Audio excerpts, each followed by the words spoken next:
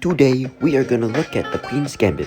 It starts off with white playing d4, and most likely, black will respond with d5. Next, you want to play c4, which is known as the Queen's Gambit. It looks like that white is hanging a pawn, but taking immediately has its problems. White can start taking space in the center, so white can play e5 for example. If black tries to defend his pawn, white will get the opportunity to take the lead in development and obtain early control of the center of the board. And if black is inaccurate in defending his pawn, black can end up losing a rook. Ow! This is why most top players don't accept the gambit on move 2.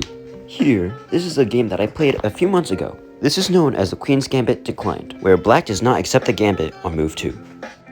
In these moves here, we are developing our pieces such as our bishops and knights, and then we end up in this position. My knight on c3 is being ganged up on by 2 pieces. I'll be losing at least a pawn if I don't defend. My bishop is also being threatened.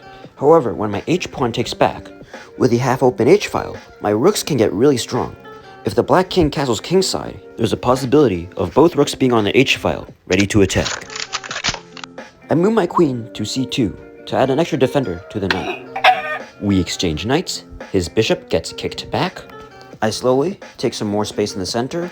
Here, I make a mistake, blundering a rook for a bishop.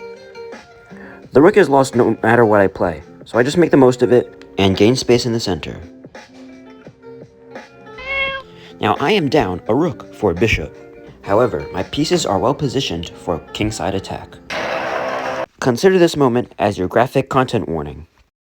Boom, bam, bop, bada bop, boom. Now let's analyze that disrespectful edit.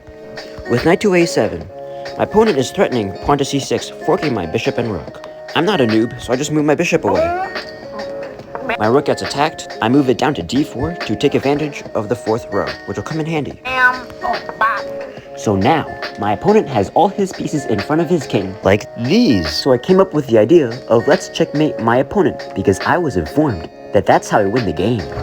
I start my attack with knight g5. You may think that, ooh, 2 free pieces.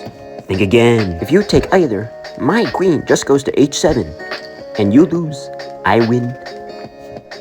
My opponent tries to block checkmate by playing g6, but trying is only a step to failure, and this is no exception. Pow! I just take the pawn because his only defender is pinned down by the bishop. Now there are many ways to checkmate. There's rook h6, knight f7 is a cute mate in 3, or there is the easy way. Thank you for watching. I hope you found this lesson on the Queen's Gambit really useful, and don't forget to practice.